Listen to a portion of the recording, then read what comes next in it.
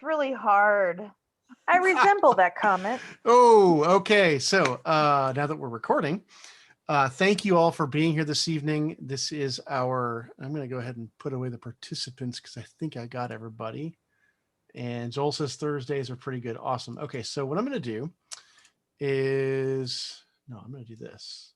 I'm going to say welcome. So I thought we might have a few new names and faces here, but as it turns out, we don't.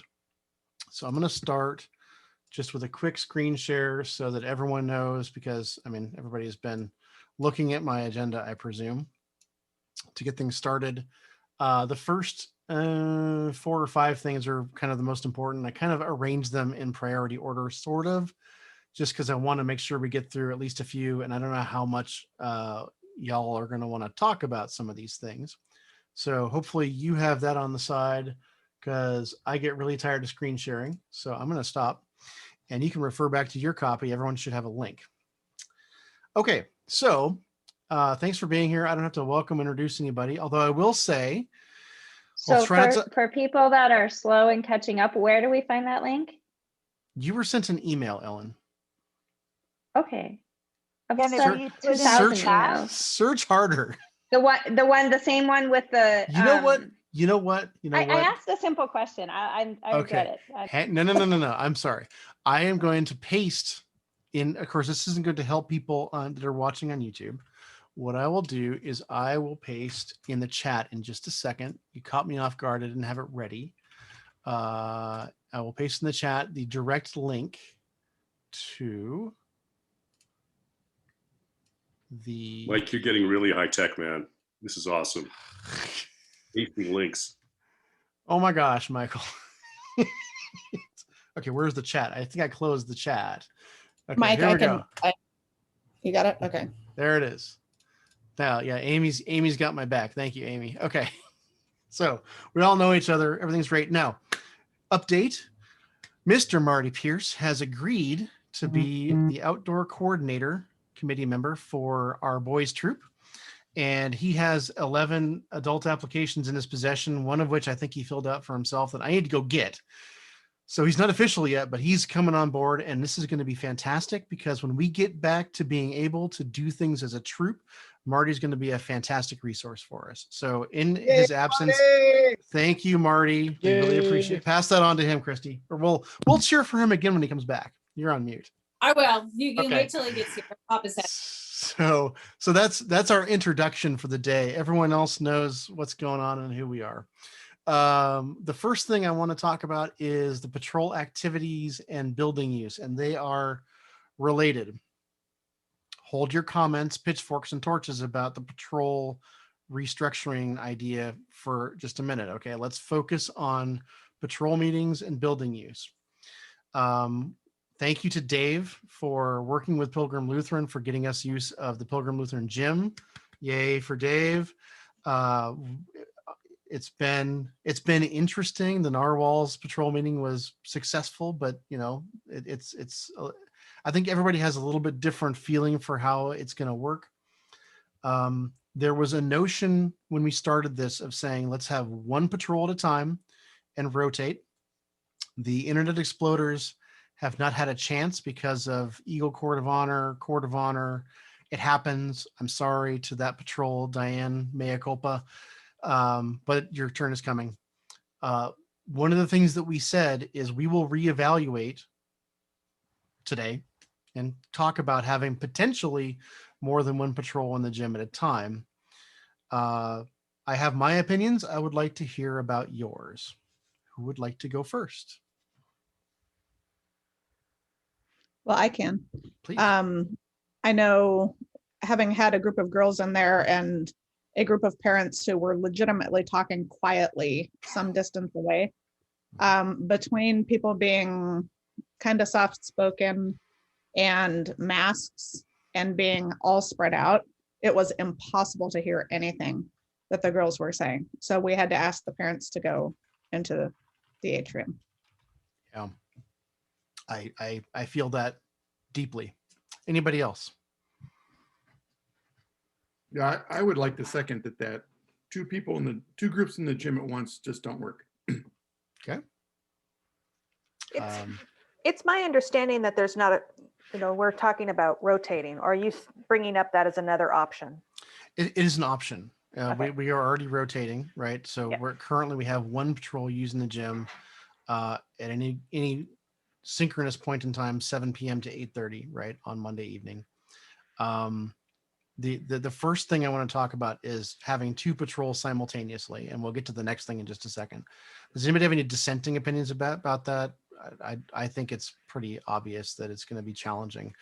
Mr. Hardman, the other thing, unless anybody wants to dissent.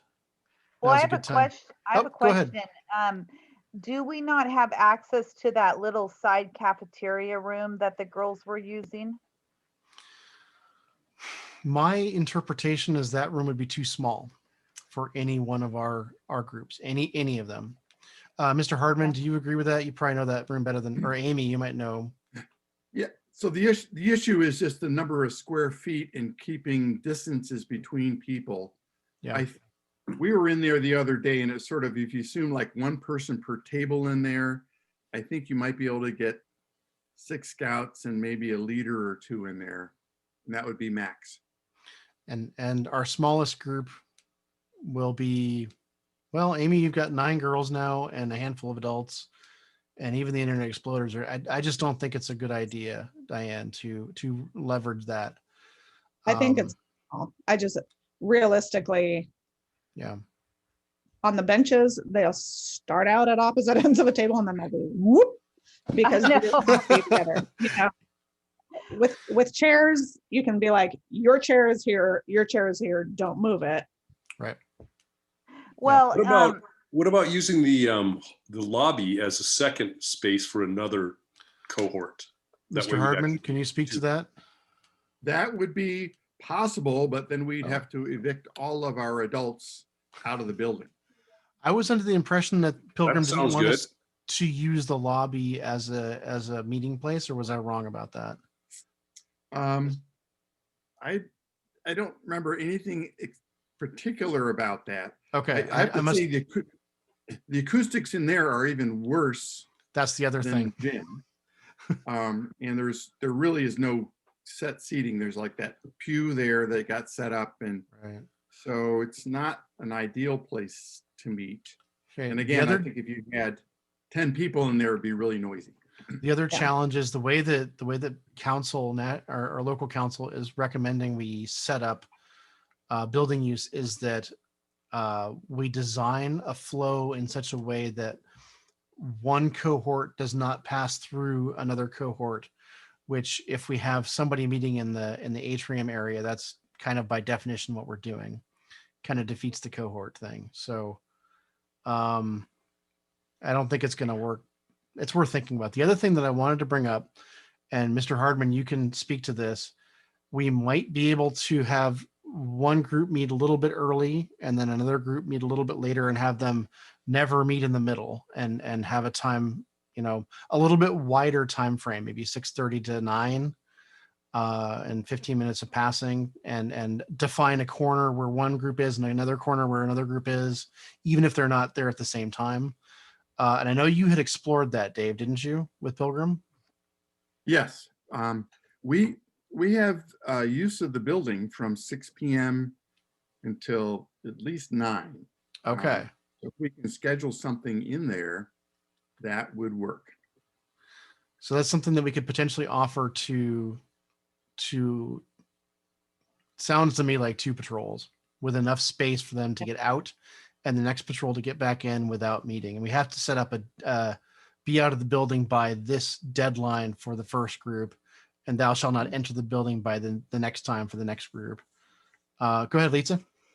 So Dave, correct me if I'm wrong, that we could potentially have people come in through the atrium and out through the sanctuary. Ooh. Awesome.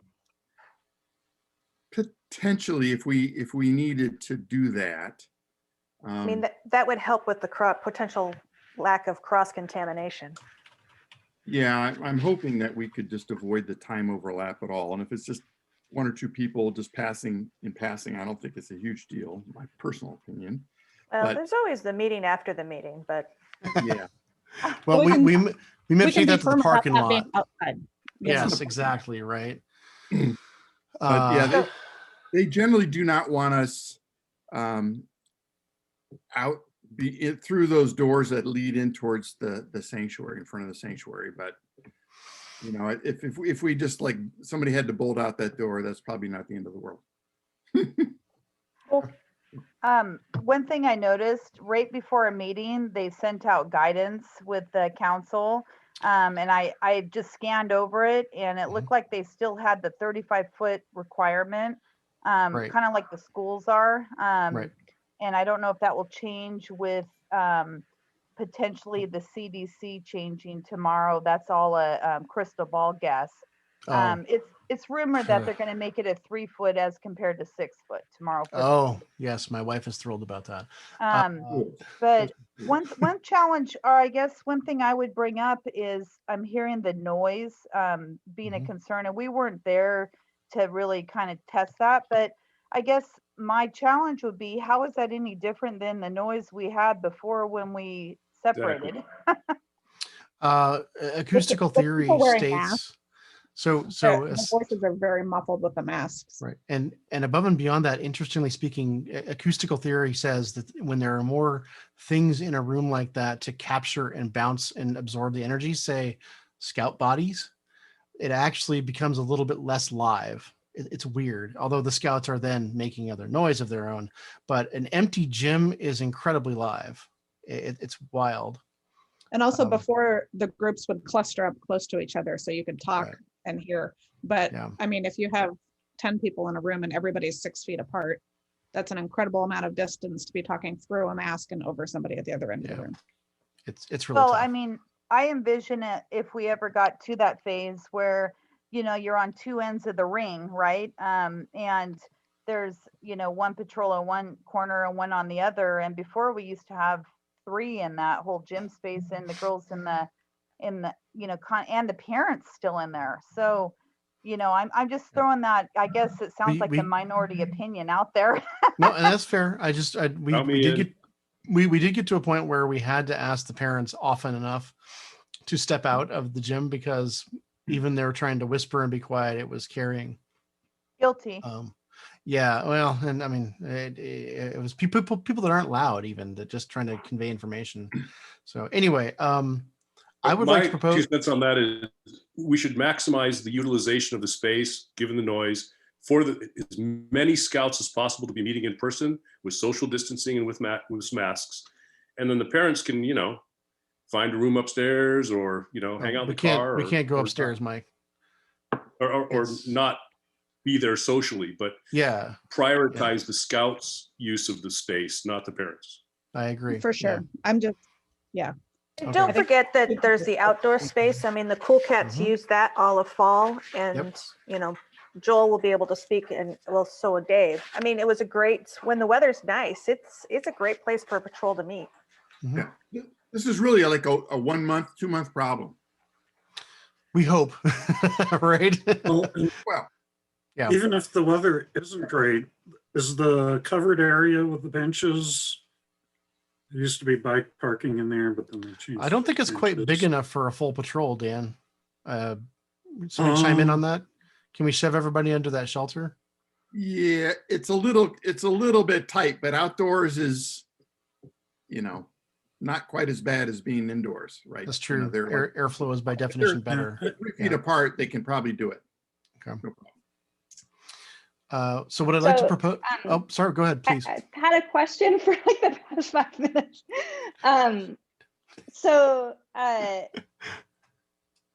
With the idea of possibly having 2 back-to-back times where one is a little bit earlier, I'm wondering if any of the families with students in comprehensive public middle schools have thought, like, because the middle school time frame is going later. Oh. And I'm just wondering if that makes any family schedules tricky. Connor gets out of school at this point at the latest, I think 4. And if they I'm talking about after, like the new schedule. Well, are they going to 6?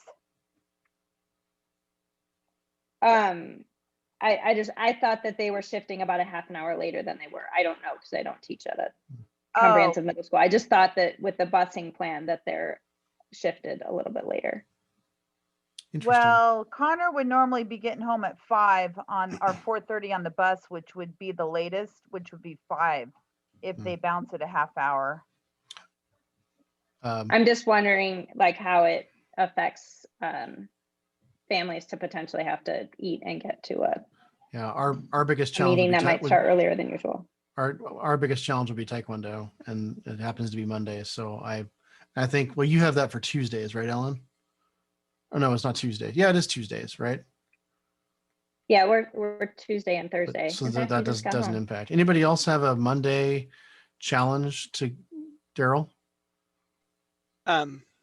Depending on the week, we can't guarantee that we could be there at 6 o'clock because Heather doesn't get off until 6 o'clock. And if I'm working, so Got whatever it. patrol Chase would be in, he would have to be in the later session if they did 2 at the time. Okay. Which if that happened, if you had one patrol that could all meet earlier, they could go in the earlier time slot. And if you had one patrol, that needed people to be in the later one. Okay. So Hold on. so I Litsa's got her hand up. I'll come back to Dave. Go ahead, Litsa. So Mike, we'll put that, so everyone knows Mike and Heather and I are talking about putting out another survey to sort of see where everyone's at with the patrol moves. We'll add that question for families, like, is a 6 o'clock start time hard for your family? So that when and if the patrols get shuffled, that can be a part of the mixing and matching of the patrols. Well, I think if it Oh, were hold on. 6:30 to 7:30 and then 8 to 9, That's that's great Yeah. if you've got older That's not bad. patrols. So Dave, you had a comment. Go ahead. So I took a poll of the Cool Cats, Mhm. and I proposed 6 to 7:15 and then 7:30 to 8:45 as the 2 time slots. I asked people which one, or if they like, and if there's anything. So the response is that I've heard back from about half, but I had 2 families saying, gee, staying to 8:45 is getting a little bit late for my young ones, right? Especially the So younger if they're scouts. Yeah. 11, 12-year-olds, 8:45 is really starting to push it. Yep. I had one parent that has to bring his younger kids with him to the meeting because he's Mr. Mom at that point in time, right? So he has to have that. So again, he prefers the earlier slot. Right. Nobody preferred the later slot, but there were more than half said they're fine with either one. Okay. So Litsa, thank you for jumping on that. And I'll get to your survey in a second. That's a good idea. Joel, go ahead. Just once track starts, it might be tough for us to make it over there by 6. Okay. All right. I mean, I'd have to look at it, but that could be tough. So there are some challenges for sure. Okay. Anybody else? Obviously, we've got some families with challenges, and that's the way it goes. Okay, let's see what happens with Litsa's survey she's whipping up and see if we do it. But I'd like to if that looks like it might work, offer that as an opportunity. And we might have to have signups on the wiki of, okay, it's your patrol's turn this month. Which slot do you want, right? Or something like that. I'm not sure what the answer is yet because I don't want it to be a first come, first serve deal. I want it to be fair. Okay. And as I believe Dave and maybe Litsa mentioned, daylight saving time is here. The weather's getting better. Let's encourage our scouts to meet outside. I've been trying to for a while, and now I feel like maybe it's time to really nudge the patrol leaders to go find a nice park to meet in. Anybody else? Put a jacket on. We met outside last week. Yeah. Your Still patrol light leader out. didn't. Oh, go ahead, Dave. It's still light out right now. It is, so. right? Isn't that nice? Diane, your patrol leader did not tell me that you were meeting outside, and I asked them to. Oh, we have a good spot. Okay. And Well, found I was out that- hoping each of the patrol leaders would tell me whether or not they needed the virtual meeting.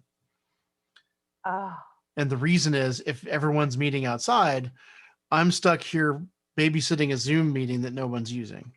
So let's, okay. Communicate. Right. Yeah. Yeah, I just want to sit here and look at myself. Lisa, go ahead, Ellen. What do you got? Just personally, I think like even if we could jigsaw it to make it work, like my gut feeling is that it would be easier, at least for our family, to accommodate meeting at the 7 p.m. time and only being in the gym at once every 4 weeks, then sometimes meeting early, sometimes meeting late, sometimes meeting outside, sometimes meeting inside. Yeah. I think that there are going to be enough families where it's hard to make it at 6 or where everybody's pooped by 9 p.m. that I don't know. It just doesn't sound ideal to me. Whereas finding ways to, you know, take our program outside seems very ideal. So. Right. Anybody else? I'll add it to the survey. Thank you. Okay. So we're going to continue trying to use the gym. I believe the Internet Exploders are next. Diane, do you know if they're going to meet on Monday, or is everybody pretty much out from your patrol? Or Jeff was here? Jeff bailed. I was under the impression that we were out next week. Okay. If that's the case, then it's up for grabs, I guess. Or is Pilgrim closed? Well, Monday of spring break. Do you know? Oh, they'll be open. Okay. That'd be fine. Thank you. So question. Answer. Would we be passed over for the next rotation? If No. Okay. You just push yours out one. We'll just figure it out. Trying to be flexible and fair here. Okay. And I know the narwhals need to meet because they're going camping and they don't have all their stuff together. At least I don't. Last call for discussion on patrol activities and building use. Anybody have any last thoughts or comments? Dead horses beat. Go ahead. You're muted. Okay, hang on. Let me see if I can unmute you. There we go. I got it. I just had to find my mouse because the real mouse is dead. So for the immediate next rotation, so like whatever happens on spring break, that next one, are we sticking with one patrol at a time for the meetings that would happen a week and a half from now, or are we trying to somehow reach consensus before then? Okay, if we shift to doing back-to-back on Mondays, it would only work because we can readjust patrols so that those families that can meet early can meet early. So that would coincide with new patrols meeting together. So that would be the Monday after spring break if it happens. But they wouldn't even know. So that's going to be virtual. So it'd be the first Monday in March, Ellen. It's a ways out. March is almost over. I'm sorry, the first Monday in April. First Monday in April. I'm living in the past. Thank you. Okay. Is that helpful? So at the earliest. So our current patrols, like who would be meeting in the gym on the 29th? That would be the Internet Exploders if they want it. We'd take it. Right. Okay. Although that is in theory. we don't know what's happening the week after that because we might all be in new patrols. Right. And in theory, okay, the 29th is the week that we announce new patrols if we shuffle them. So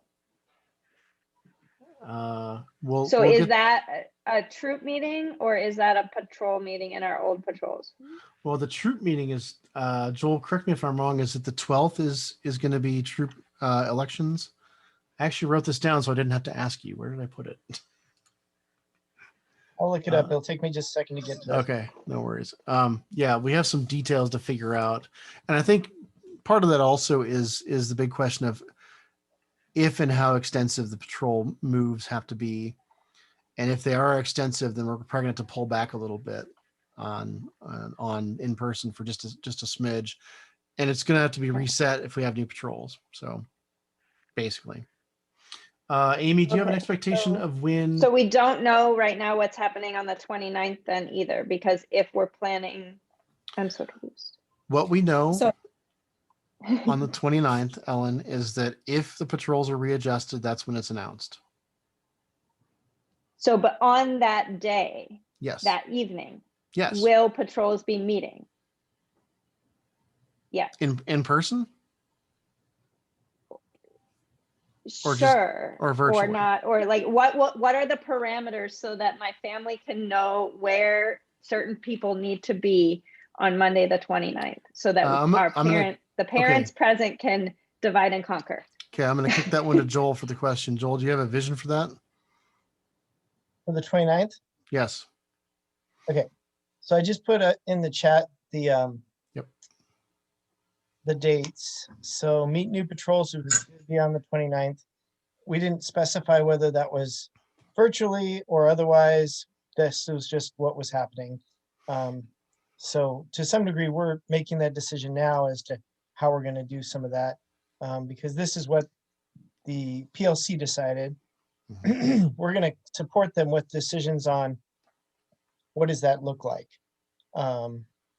in terms of, are we meeting in person or not? So we want to be able to provide some structure for them in terms of that sort of thing. Okay. Does that make sense? Well, yes, except for the practical concern of trying to make sure that the parents in our house know where we need to be on the 29th. I would make the suggestion that the 29th be online. I tend to agree. At least for the theory, boys. We need a 2-week window. Yeah, between, in theory. Again, a shuffle. If the narwhals are camping on the 28th. So yep. You're looking at, I would say, the 29th and the 25th both have to be virtual. 29th and the 5th. You're allowing for a 2-week buffer. Well, and if we do troop elections on the 12th, that by definition needs to be, because of our boys' troop size, in virtual space. So Amy, it looks like you have the gym for like 3 weeks in a row. Which is the part of where does the parents have to be in this house? So we'll take it. I mean, but we're taking it back for 3 weeks after that. No. That's okay. And then we'll have it a month after as planned. That's fine. Honestly, with having new girls, I think that will actually be good. Yeah, the only thing that I would say is that the 5th of April, we could encourage our patrols to meet in person. I would encourage them to do it outdoors so that they can do some patrol getting to know you stuff. That still gives, except for the narwhals, you're right, Daryl, 2 weeks for everyone else. Yeah, that's a little bit of a sticking point. Everybody that ex-narwhals may be part of it. Exactly. Yeah, we'll figure it out. Joel, Joel's eating. So, Joel, how's dinner? Joel is chewing. Chew. So one of the things that, questions that came up, and I'll do a quick survey here. There is some concern about mixing up the patrols at this time, not necessarily because of the boys. And historically, the boys have always made this decision, or the scouts have always made a decision, blah, blah, blah. We're in the land of COVID. How many parents here are okay with mixing up the patrols, A, before summer camp, or B, before vaccines, Lisa, or C, it's not an issue? Lisa, you're 2 bullet points ahead of me on the agenda. Dang it. It seemed relevant. You read the agenda, Lisa. It's on my other screen. You got an email too. Hey, it's Mike. on my other screen. Hey, Daryl. Why don't you copy and paste the agenda? It's okay. In the chat, like Joel did. Diggity doo-dah. And then we can look at it as we go instead of having to go to another link. It seems relevant. Well, and Mike, you need to make it so that the chat gives us privilege to have side conversations. No, not here. You can text amongst yourselves. Here, you're talking to me and everyone else and all that. This is how we do. Right, Hardin? This is how a scouter do. This is how the scouter do. Okay. I'm going to talk about membership real quick, and then we'll come back to patrols. Okay, Lisa? Fine. Okay. We have 3 scouts who just joined from Pack 685 to the boys troop. We have 3 new girls that joined Amy's troop. Right, Amy? Yes. I have not received an application for the 3rd scout from Pack 685. We have 1 young Sam Rigg coming from Pack 162. He's not done with Arrow of Light yet, but he's on his way. I'm talking to Joel, and I have been exchanging emails with John about that. And the new announcement of age doesn't matter now to meet in person helps, which is great. Oh, good. And Diane, you gave me the heads up that we might have 2 more coming from 353. Christy and or Marty. Hey, Marty's here. Hey, Marty. I was told that came through you. Is that accurate? Yeah. Mr. Thomas is the den leader for the Arrow of Light guys, and there will be 2 crossing over. They want to join the troop. So 2 families from 353 should be coming over. Do you have a general time frame when we can maybe expect that? They're running behind because of COVID, so they're talking like May, Okay. maybe June. Oh, wow. Okay. I have carved off in my sticky notes of patrol ideas 2 spots for 2 scouts from 383. Sorry, 353. So Mr. Thomas is a den leader. I will look up his contact information and send him a message then. I say Mackenzie, not Thomas. Mackenzie. I'm Mackenzie. sorry. Thanks, Christy. What did I say, Thomas? I don't know. I don't know. There's a Thomas somewhere too. He's our committee chair. Oh, So yes. does that put us at 5 or 7? For the boys, that's going to be a total of 6 if you include Sam. Oh, 3 yeah. from 685, 1 from 162, and then 2 more from 353 is 6 on the boys' side, 3 on the girls' side. That's nice. That's not bad, all things considered. No end Amy, to am I COVID? missing That's anything? awesome. Hold on a sec. Amy, am I missing anything from your side, or does that summarize it well? No, other than one of our new scouts is 13, which is fantastic. Great. So Yay. her being a little older is. And she has a younger sister, right? She has 2 younger sisters. 2 younger sisters. Yes. 7-year-old and an infant. So like they're in for life. Awesome. and Dad's an Eagle Scout, right? There you go. Let's sign him up as an ASM, shall we? All right. Any other? Let's get an application in first. Yeah, that's true. Okay. Any other thoughts, comments about membership and recruitment? Let it sit for a minute. All right. The topic du jour, patrol rebalancing. Efforts are underway, and this is not necessarily a done deal yet. However, our senior patrol leader, James, has put together a really good plan. He was very careful and very thoughtful in the planning of this, the scheduling. Joel put up the above my agenda, the time frame. That was, as far as I know, completely James, maybe with consultation with Joel.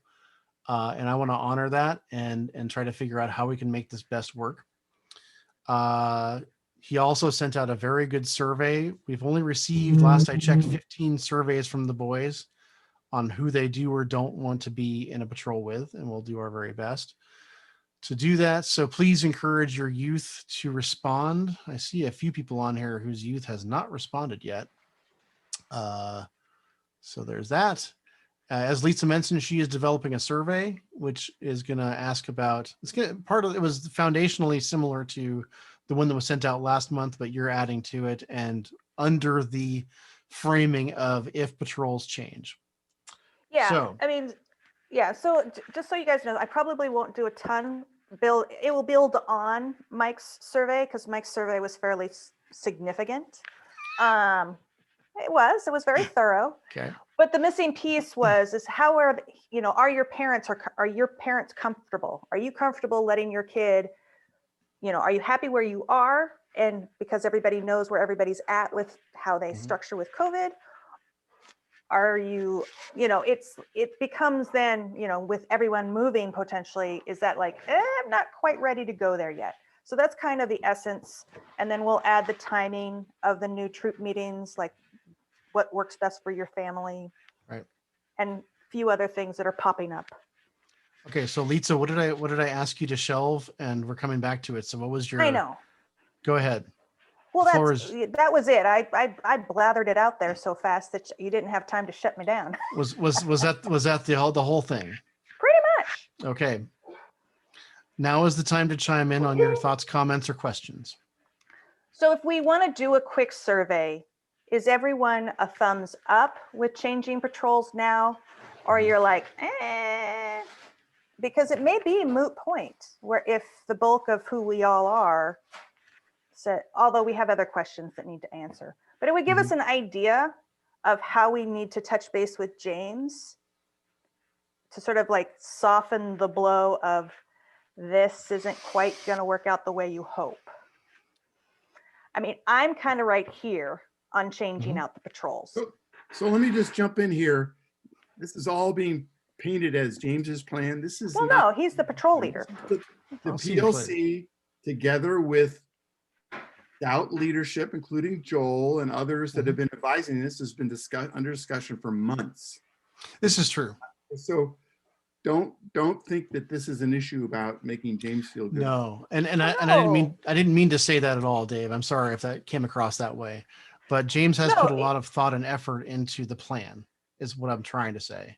Yeah, I mean, he's our team leader for the troop. Right. And if suddenly all the adults are like, hold on, we're not quite ready. I realize Scouts, you guys all want to make this move, but we need to alert the senior patrol leader so he can sort of soften the blow where the parents are like being really sucky and they don't want to move things yet. So no, I don't see this as a James thing. I see this as, you know, the comfort level of the parents, you know, because we all know the boys do not tell their parents what's going on. So Lisa, your okay. So the survey that James sent out was intended to go directly to the Scouts as best as possible so that they can chime in on how they're feeling. Lisa, your survey is targeted at parents, guardians, etc., to get the sense of how we're feeling. And what you would like this evening is an early idea of where everyone's at. Mostly. Yeah. We don't have everybody here though, so please keep that in mind. I mean, it's a is small, we're still missing some key people who may have opinions. I mean, it doesn't necessarily mean that if everybody's a thumbs up and then you have 3 that are thumbs down, that may be a moot point at that point. But well, what that means is that we still have to send out the survey, I think, Heather. Yeah, the survey still has to go out. But it would also allow Dave to have a quiet conversation with James so that James can then talk to his patrol leaders quietly to sort of softly make the blow if we're all like, right. Which So I'm right this. I'd like to see Joel have that conversation, to be honest. I don't want to put Dave in the line of fire, or I can have a conversation with him for all that cares.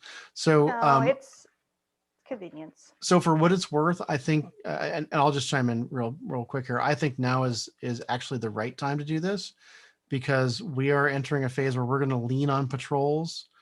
I'm guessing for at least 5 or 6 more months before we can really do anything as a troop. I really, really, really hope that we can do the turkey camp out in November. It might be optimistic, but I hope that that's one of the first things we can probably do later on. And I think now is the time to make that adjustment so that our Scouts can learn to work with other Scouts that they haven't been stuck with for however many years. I think now is the time. That's my opinion. Who else?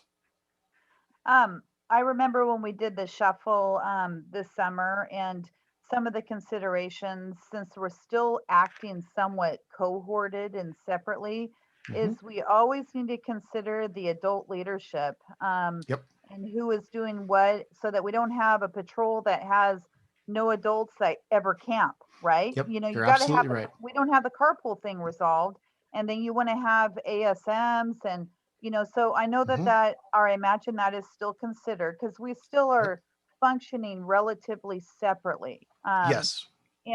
But I would also, and I've talked to you about this before, Mike. I know in our patrol, we have at least 3 families that are expecting to go on their 2 scheduled campouts this summer. And so it doesn't mean that the whole patrol is as vested as the families that made reservations and are going, but it'd be nice to keep the people that already put money down and made plans to get good camping trips, not separate them all up. Yep. That's my pitch. I've told it to you before. That's a consideration for sure. Thank you, Diane. Anyone else?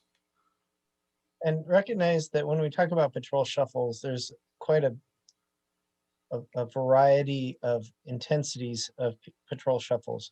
You Yep. could have a mild shuffle just where we get new scouts into slots, we get leadership capital into each Yep. location, and we still have either established ASMs or, you know, already ready to rock and roll. So there's a quite a variety of what could happen.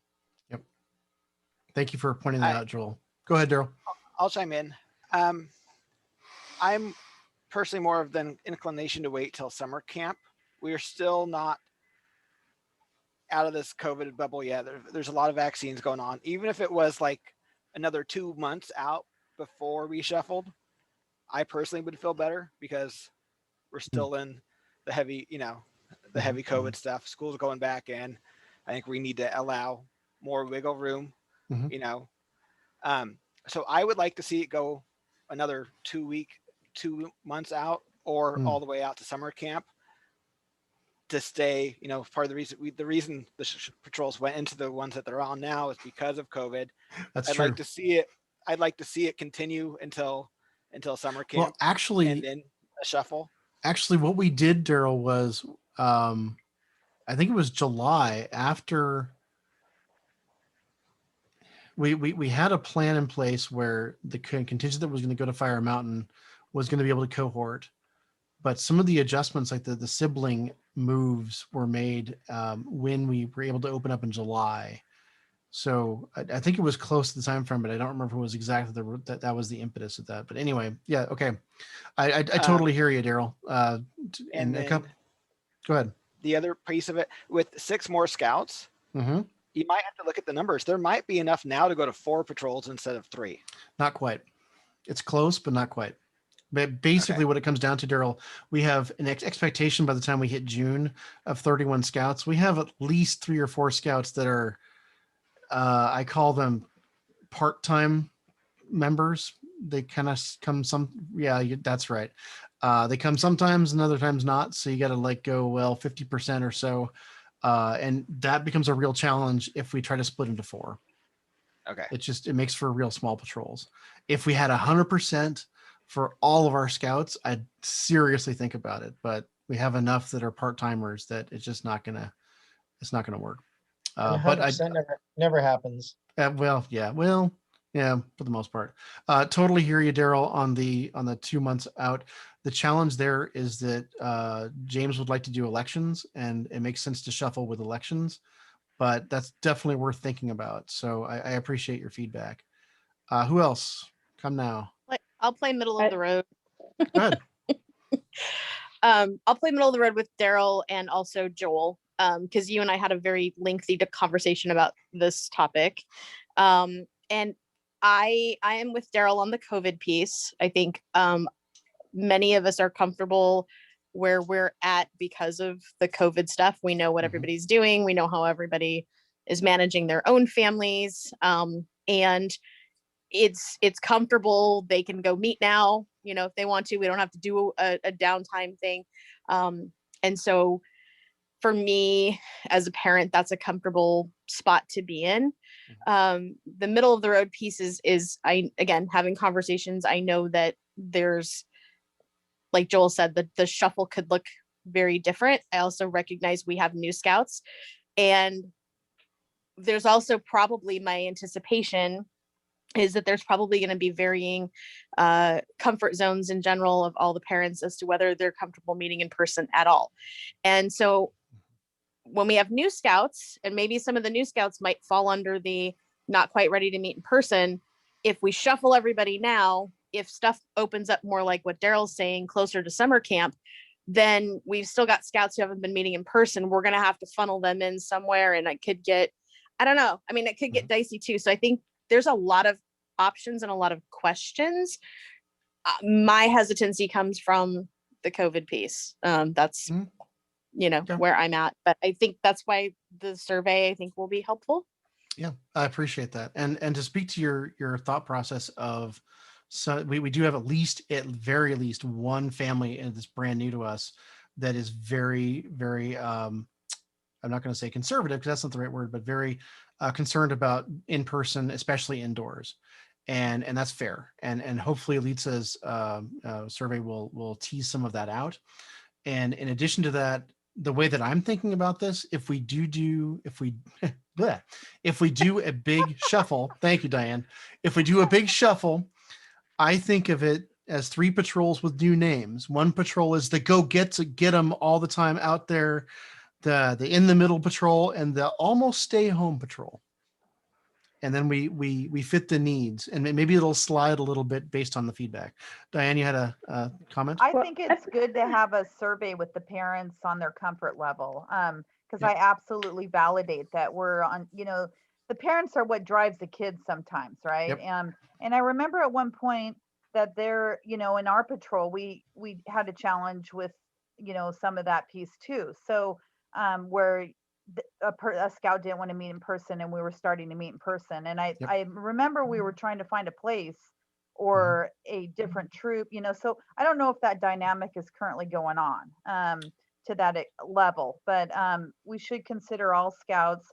The other thing I want to throw in is with all of the 6 new scouts, I think it's important to get their opinions on their comfort level, as well as have conversations with the patrols if we don't shuffle on where we could see them going. Okay. And So Ellen, I'll get you just 10 seconds. Diane, that James's survey was sent to the new scouts. I did not send it to the 353 scouts or to Mr. Rigg got it. So that has been sent, and Leet says I will forward. Ellen, go ahead. Sorry for the delay. Well, just so in terms of like taking the pulse of this room, I'm kind of in the camp of I'd rather just get it done. Like, I feel like we've been talking about this shuffle for so long that like I'm kind of, to me, it would be like either now is an okay time because we have some time to shuffle and kind of have April to get a little settled before some kids start going back to school. But then I think beyond that, like once we get to the end of April, I think the exposure level of different kids is so different that it would feel unsettling to me to make a shuffle then. So I'm kind of like either do it now or wait till summer camp, but not really halfway in between. Okay. But the other comment that I was thinking is, we talk about, and like this came up in our last meeting about, accommodating families that have varying levels of concern and who might not want to meet in person, et cetera. But in the survey that we did last month, there were not very many people who said that they don't want to meet in person. I mean, there were a few. People seemed to want to meet in patrols. Like they're like, whether it would be indoor or outdoor was different, but I don't recall anybody that was an adult saying they didn't want to meet. But the framing around that was not specific to any patrol movement. So Litsa's, the idea, this is exactly what you're talking about, is should be addressed by Litsa's survey. Now with patrol potential changing, how do you feel about these things and a few other, right? Yep. Yeah. I think that it would be unlikely that we would structure a patrol around people who don't want to meet. If we don't have people who don't want to meet. I disagree completely. I think we actually have to structure our patrols based on comfort level. If there is a dynamic gradient of comfort levels, we actually have to. Yeah, I guess I'm just not sure that we're going to have that much of a gradient. And maybe we don't. And if we don't have a gradient, then we have to figure out how to balance that. And I can think of at least 2 or 3 families that I think would prefer to not meet in person indoors. I can think of a couple of families that are like, let's get the heck out there and everything in between. And that's okay. Right. So let's Lisa, you have a comment? So I put it in the chat. I don't know if you're checking the chat. Last year we had a great success in a new patrol our new scout patrol with, you know, having an older scout running the kids through their trail, you know, their scout rank. I know it's going to be a little hard to do that. And I wasn't going to pose this idea when I thought we just had 3 scouts coming in, but we've got 6 scouts. Well, we'll have 6 in June. Joel, do you want to speak to that a little bit? What do you think? Well,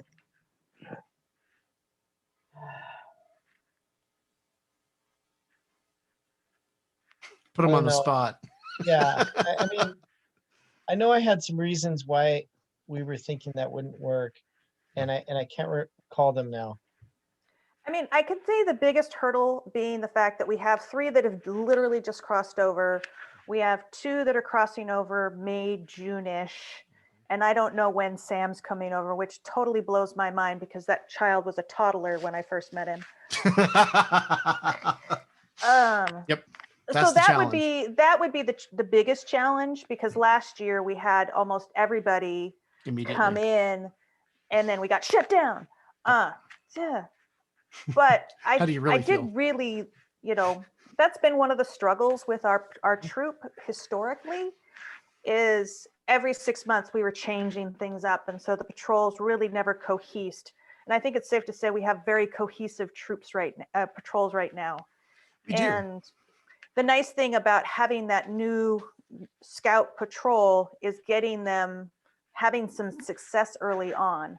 So long as maybe whoever's in those patrols, maybe there's an older scout that has a focus on those younger scouts, so they don't get lost in the mix, because that happens a lot.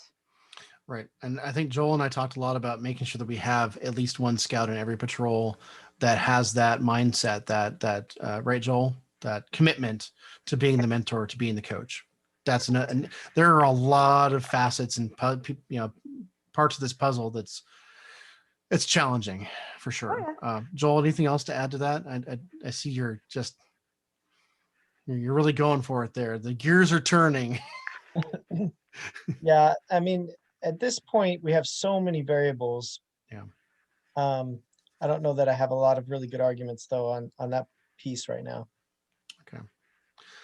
Anybody else want to chime in on a general concern in terms of patrols, comfort level, continuing with Litsa's request for temperature?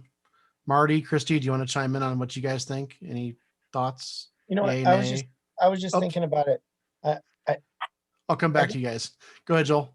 I think if we're gonna do a new scout patrol, it throws to the wind all the other reasons why we're trying to create, you know, like risk level patrols, or, you know, families who can meet in the evenings or can't meet in the evenings, or, I mean, all these different stratifications. You know, you've already made a stratification out of that, you know, then you're going to be stuck with just whatever is left. I mean, there's just not going to be this ability to stratify as well. So that's one thought. Okay. Go ahead, Marty. So if the restructuring happens before summer camp with new scouts going, so my scout did not go to summer camp last year, even though it should have been his first year. He should have been concentrating on his trail to first class at summer camp. He's going to work on that this year at summer camp. So if we restructure, why don't we get all the boys that are going, and this is just an idea, why don't we get all the boys that are going to be working on that into a patrol, so they're going to the same areas? If it's not so important to mix it up for patrol elections and things like that, have an older boy attached to them to keep them going at their first experience for summer camp. But maybe that older boy is working on his electives and stuff for, you know, not to say the summer camp's not important for getting merit badges, but have the boy in charge of that, in that leadership position, working to help them schedule and go to the trail for first class, and then he can go do whatever he needs to do. Right. But if it's to purely mix it up for elections, I have mixed thoughts on the whole COVID and isolation thing. My son wants to stay with the patrol he's been with for the year. And that's just because we have a couple of things planned for the summer. After summer camp, it could all be mixed up. My boy will get along with anybody, so it's all good. But if it's going to be for the purpose of summer camp, mixing it up, then I'm all for it. If it's just to do the patrol and election stuff, I have reservations, if that makes Okay. sense. It's an interesting idea you bring up in terms of the scouts who are working on the Trail to First Class, and I see where you're going. The way that most troops, including ours, have traditionally done it is that every scout, every patrol has a variety of experience levels, and you have a handful of brand new scouts that are guided and coached on those within the patrol from those older scouts, those more experienced scouts. And you have an interesting point of when we get to summer camp, is the whole cohorting thing going to throw that a curveball, right? I totally hear what you're saying, and that's an interesting thing that I hadn't thought about. So thank you for bringing that up. And I don't know what to. I don't have a response to that yet. But that's if cohorts are going to have to move around camp and go to certain areas as a cohort, it makes no sense to put anything except for the boys that are going to go do riflery and archery together. They need to have a plan before we get to summer camp. So the guys going to the waterfront are going to the waterfront. The guys going to first class are going to go first class. And I don't mean to throw a wrench in the things, but if we're going to have to operate as cohorts at summer camp, we might as well make them cohorts that are going to do the same thing. It's interesting. Let me comment about that, because we went to summer camp this last year, and because we had to be cohorted in our, they kept us in our campsite. We did get some opportunities to go to waterfront. We got opportunities to do different things, but you still had the opportunity to do almost every merit badge. Yeah, but it's possible. Fire Mountain. Yeah, so we don't know how they're going to run at Fire Mountain, but I would doubt that they would limit each group to a certain type of activity. I think they would try to open up the activities as much as possible. You would just get a certain amount of time at riflery, and it would only be on Tuesday. You wouldn't get a chance to go on Wednesday or Thursday, so they'll limit, maybe you'll go for 2 hours instead of 1 hour or something like that.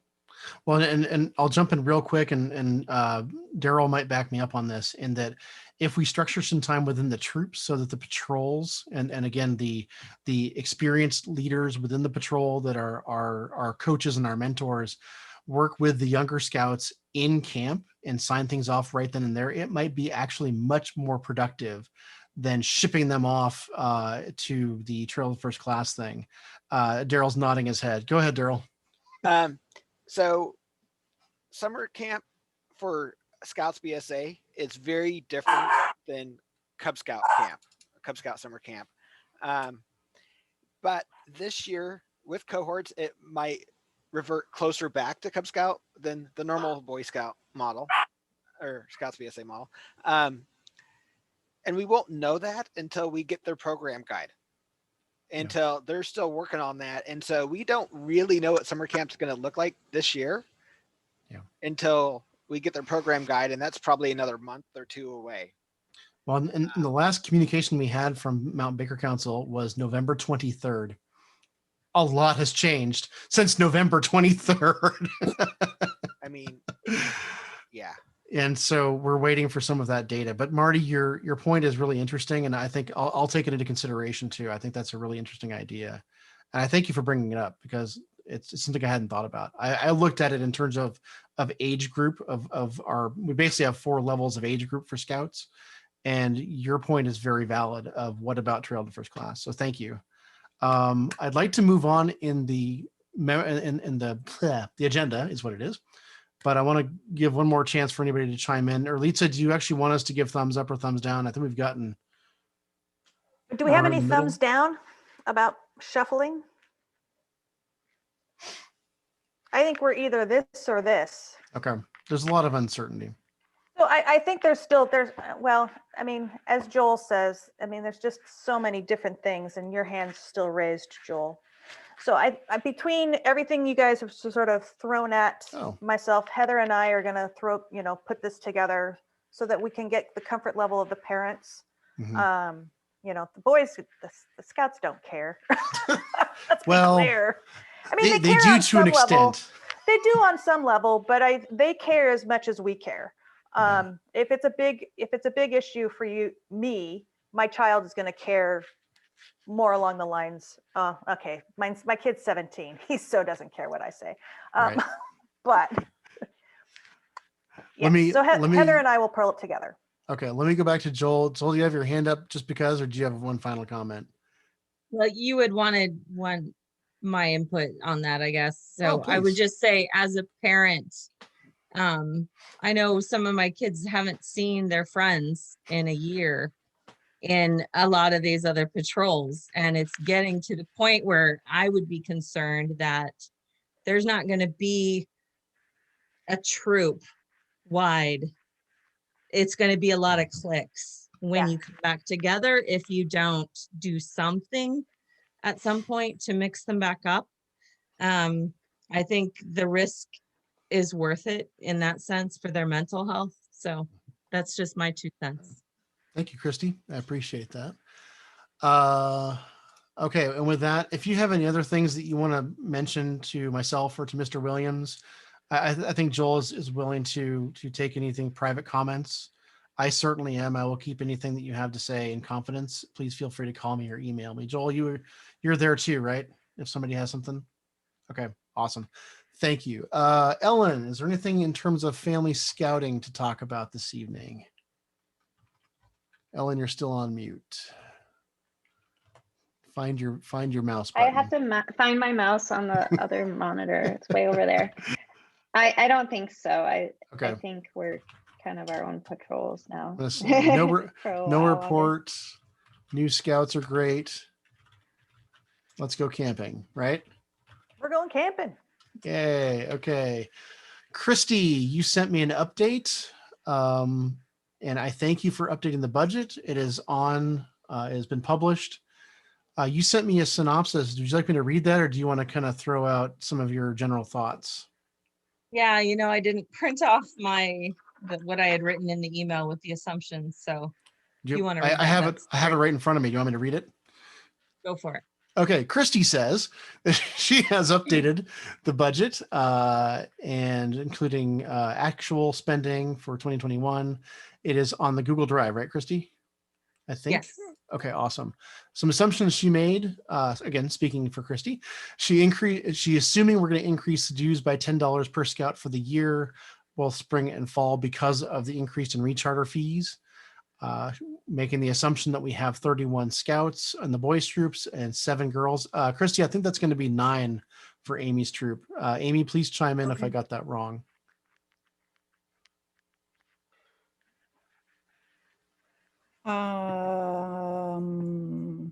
Not Amy's sure. counting heads. Like, Are you I don't know counting that I heads? had all the names, so yeah, I didn't actually, have Christy, I was all just the typing ads. up. I was just typing up an email to you, and I'm copying the new parents so that we make sure that we can set up scout accounts for each of the new scouts. Rosie, Ellen's daughter, is going to summer camp, and one of the other new scouts is going to summer camp. So I think I saw those two, so I assumed that was it. yes. Abigail Garst, I don't think you have on your list going to summer camp yet, but yeah, I'll get you the names of those. So yeah, it's Morgan is dual enrolled with 5592, and she may, I think that they're somewhat on the fence. It was more of a family convenience decision, because that's, her brother's troop, and going to summer camp, it's easier for Matt to go with both kids. So I know that, yeah, she's going to be active with them through summer camp, and then I think we're going to kind of reevaluate. So she's still on the rolls and in the troop, but I don't know for sure that she's going to, which direction, or if she's going to try and do both or what. And of course, Gwen aged out. So let's see, we have Macy, Sophie, Hazel, Ichigo, Rosie, Mina. We have, I think, technically 8. Mia, I don't think is gonna pick it back up. Oh, for some reason. She's still on the roster. She is. Her mom really wants her to pick it back up, and for some reason she's just not feeling it right now. So okay, we'll see. Okay, so at least Christy, what I So hear I'll need is to that adjust the girls because I you're really wasn't close, yeah. aware of birthdays either. I didn't know Gwen was out. Yeah, she aged out in January. She's still active and she's still going Yeah. to summer camp as an adult, but she is no longer one of our youth members. So we have whatchamacallit, yeah, I'd say we have 7 active. Okay. And then technically on the rolls we have 9. Which is, I think, what I had assumed as far as Actually, yeah. All right. So pre-charter was 7. So you're pretty well spot on. oddly then. enough, I hit the nose. Okay. Another assumption Christy made is that we would be doing 1 court of honor in September for the everything earned at camp. Christy, I assume you mean both troops will each be doing, or each troop will be doing a court of honor, or we'll be doing one Yeah, together. I or mean, something. just we're not going to do 2 yeah, per, because we were trying to, I know before COVID hit, right. try to do one Semi-annual. yeah. So yep. So I think that's accurate. Daryl or Ellen, if you think that's inaccurate, please let us know. I think we're still trying to do 2 court of honors a year, at least. I just don't know how much they would have earned and been able to do one in May or something, or March, April. I think it's a little bit confusing because like the girls, we just had ours now. So we're kind of out of sync with the boys. So like sometime after summer camp, like September seems like it would be great for the girls, but I don't know that that's great for the boys. Yeah. We need to have at least 2 a year because we can't make them wait an entire year to have a court of honor, Marty. So there was an Eagle Court of Honor not too long ago, right? Yep. Was that in person or via Zoom or what was that? That was my son, and it was in person, but we tried to limit the invites. Yeah. Unfortunately, not everyone could come. Eagle courts are kind of outside of the regular court of honor thing. It's a little bit different, special, unique. So in terms of budgeting, it's a different deal. And that's okay. Okay. When we went to the Williams Eagle Project on that Sunday, we were asking what was going on the following Monday to our patrol leader, and he's like, "Oh, I don't know. I have an Eagle Court of Honor to attend." And we're like, "Oh, okay." And it was with our troop.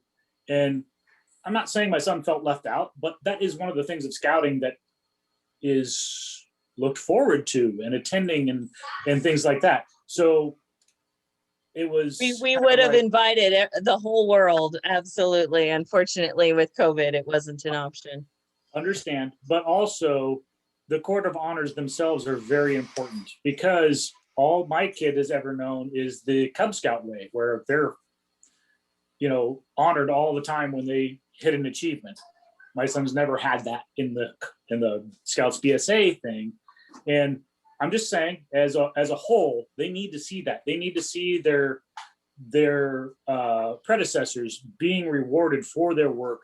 They need to see that, and they need to be a part of that because it's more of a solemn ceremony than what they're used to, and it's a real thing. It is an achievement, and it needs to be witnessed by those younger scouts, just to give them the drive so they can keep on going mentally. It's one thing if Dad says it all the time, but it's another thing when they see it from another scout who has actually accomplished something. And Marty, that's absolutely true. It's part of the scout process. You're tested, you're reviewed, or you learn, you're tested, you're reviewed, and then you're rewarded. It's this process, and COVID has just absolutely spun this thing on its head. We're not getting as much achievement as we used to, and we're definitely not getting the reward as frequently as we used to. And I agree with you. I think we need to find ways to include that more often. Yeah, so he can go online and play Battlefront 2 and Minecraft and stuff and get rewarded instantly. He has no drive for scouts because there's no reward. There's nothing to be seen. There's nothing to be tangible. So he needs that. My son needs that. He needs that. And I'm just talking for me. I mean, I'm working with him through it on that, to try to say, hey, this is a weird year. Everything stinks, but we're going to push through it. But it is an absolute necessity for any other scout too. We're gonna row through the sludge with a big paddle and get through it. But there's other people that need encouragement as well. I'm gonna see people dropping off. You're gonna see people losing interest. And that's just an encouragement for me as a first-year parent into Boy Scouts, but we're also struggling through it with Cub Scouts too. We're seeing a big drop off. We're seeing people just not interested. They don't want to look at the Zoom thing anymore. They're so sick of a screen. We have to get out there. We have to be with those that are comfortable to do it. This is the option we have. We have to go and just move forward. And that's just my 2 cents. Sorry about that. So Go ahead, Lisa. Mike, Let me go to Lisa. Oh, there. Go ahead. yeah. Sorry. So Mike, maybe there's something, and I know Daryl's a part of advancement and as well as Ellen, but Ellen's with the girls. So 592 has done a whole troop court of honor. It was in vehicles. They did a projection. They had a lot of production around it to make it happen and happen in person. I mean, it would be, and Matt Oyen would probably be, well, he's part of how the production happened. So maybe there is an opportunity for 162 to do a remote families in cars. There was like a radio station that held the MC piece so that that could happen in person. I hate to, my husband's gonna kill me.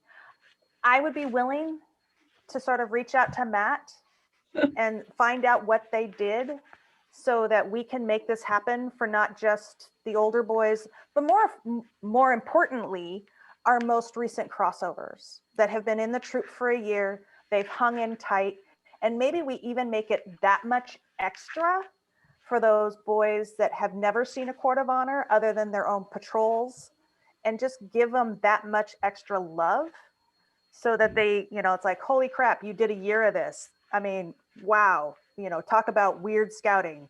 It's like Well, the if I Weird remember Scouting right, Award. Amy has special patches for everybody. Yes. There they are. I handed these out to the girls at our court of honor. So yeah. So I will reach. too.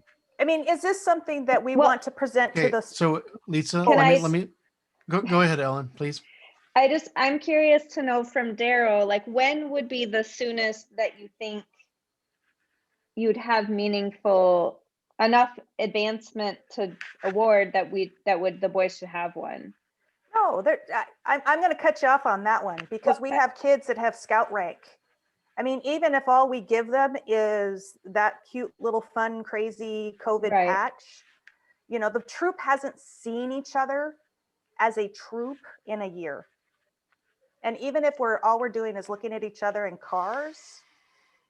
So we, for Parker's crossover, we all met at that, oh, Martin, you can mention what church parking lot, but it was really quite fun. We all had cars parked around. The MC had it connected to our radios. We honked horns. It happened on a Saturday. We all took turns going up to the front. It was really fun. Yeah, it was that big church down at Murray and Weir. Southwest Bible. Yes. So we have permission with our Cub Scout troop. We've been meeting there. We've met there twice already. We're meeting there again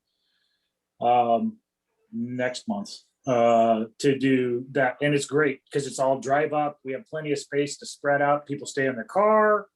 They get out one at a time and play silly games and stuff like that. That's Cub Scouting too, but it could also cross over into Boy Scouts as well. We could park all sorts of cars in there and they can still be together and still follow the mandates.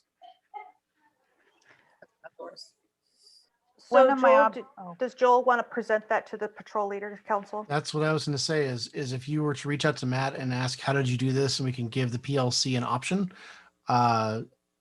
Did Joel go? Oh, there he is. Joel, does that sound reasonable? What time frame are we talking about? Whenever they want that's to. up in the air. It'd be nice to do it in the spring. Yeah, I mean, we need to get our PLC kind of solidified, with elections and stuff. And I'm gonna throw out an idea. It would be great to get all of our new scouts their scout rank and issue that before we go to summer camp. And so I'd personally, just this is me talking, I'd love to see that happen with a court of honor, maybe right before summer camp, but we often do one after. I don't know. Anybody else? I'm just thinking like May, at least let us get, what was the time frame on our elections here? That was annual planning, April 20 something. is where we end. Annual planning is where we hit and run late April. It says April 24th on your. Thank you. Yeah. Just Yeah. some sort of May date. I think we could do a court of honor. Okay, I'm gonna go back. This has been a very deep conversation, so I'm gonna go back and go back to our where this came from with the budget that Christy proposed. Going to continue on and say that the assumption is we got $50 for recruitment overall. I think that's reasonable. Trailer insurance, 300, and Christy doesn't know if that's annual or biannual. Dave, do you have info on that? Trailer insurance? I do not. Okay. Who? Where does the bill come to, Dave?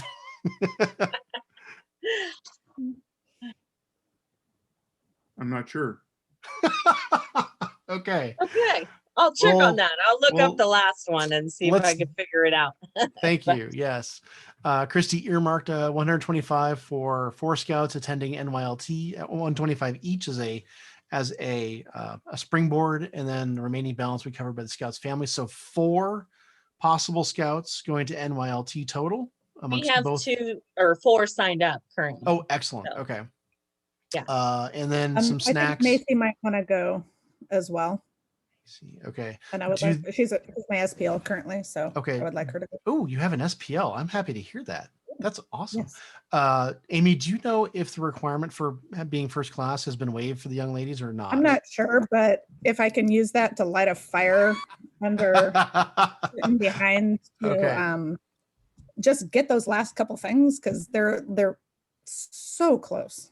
Okay, so Christy, if we have one of our girls that wants to go, I'd like to try to find a way for the same. Is there deal an for extra her. incentive for the girls? I know there has been in the past. There was at one I don't point. know if there is this year or not. There was last year, but I don't know if it rolled over because Nothing happened last year.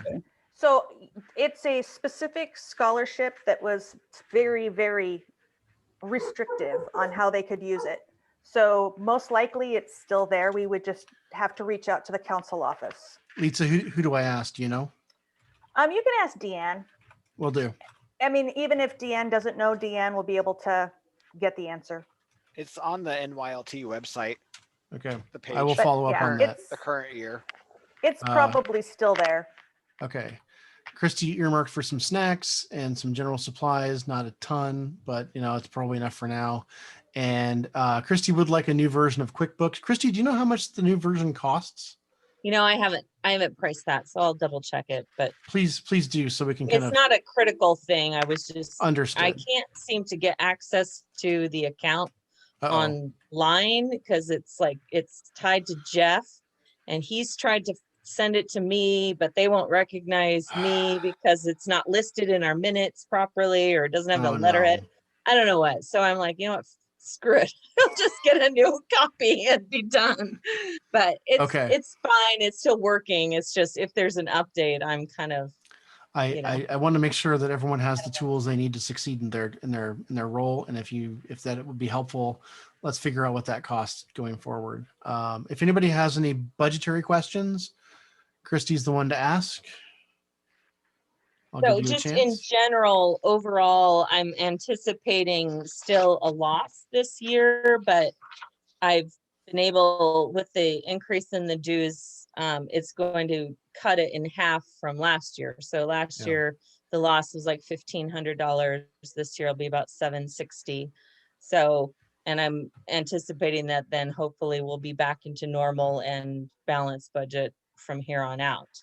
But it seemed like with not quite being back to normal, I didn't feel comfortable charging the full increase because they're just not getting the program that they should.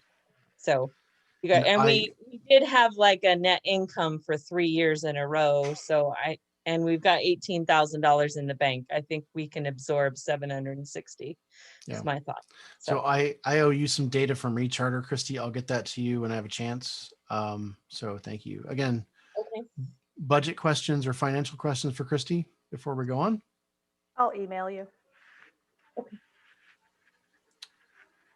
All right. Thank you, Christy, for the. Oh, go ahead, Barney. I have one question. When is summer camp money due? May 15th or May 1st, I think. Oh, Let's call it May 1st. let's assume May 1st. I haven't double checked, but I will. Email her to get her son. And we just, Oh, So- and then do we email you to get our son's current scout balance and what that is? Yes. So I did charge recently, I did charge the spring dues and the $100 camp deposit for everyone who was on the roster. So I will send out those if if there was an amount due, I'll let you know what that is. Anybody else? Questions for Christy? She's here. It's a great time to ask questions. I got an NYLT comment, which is adjacent. Can we table it till we get to training, or is it going to be quick? That's fine. Okay, because we'll get to training. Your wife is here. I got to get to training. Okay, speaking of summer camp, Amy, your girls are going to Pioneer, and the reservation is made. Is that correct? Uh-oh, just nod. Don't even unmute for me. Can you remind me the week? It's early in July, right? July 4th through something, right? 4th through whatever it is. You just don't want to unmute. There's a vacuum cleaner in the background. Oh, okay. Oh, dogs are barking. Okay, so through July 10th. Okay, excellent. Thank you. And the boys, not girls. Geez, I can do this. Okay. I'm taking notes as I go, folks. It's a messy business. The boys' side are going to Fire Mountain. Yeah, Joel, you can laugh at me all you want. It's fine. Christy and I worked on making our deposit this past weekend. Thank you, Christy, for your time on that. We have currently 18 boys signed up to go, and I believe it's 7 adult slots. That's our floor of those who signed up on the wiki. We can add to that as we go. If your scout has not signed up to go to summer camp, I encourage you to do so. Get on the wiki and at least give me a yes, no, or maybe. There's a fair number of blank spots. Harden, Litsa, looking in your direction. Okay, questions about summer camp. Questions about summer camp? It's going to be great. We're going to go to camp. It's going to be fun. I have a question. Shoot. Will they still have the setup like they have had in past years where when you drive a scout down, because I think it's what, a 3-hour drive, right? It's more than that. I think it's closer to 5. Yeah, 4. Can a parent drive a scout down? Because we'll have to figure out carpooling and all that stuff. If we do Transportation will need carpool. to be figured out. But what about a parent that drove a scout down and spent a night that can't commit to the whole week? I don't know. You know, I can't and answer that will that. be purely space with the 7 parents. It's get not that. just space, it's cohort. I have no idea. Yeah. I would I'm a no. well save your question, because that's worth asking, and as time goes on, the answer might be different in early July rather than what it is right now. I can't tell you no, but I also can't tell you yes. I'm sorry. No worries. Okay. Anybody else? Summer camp?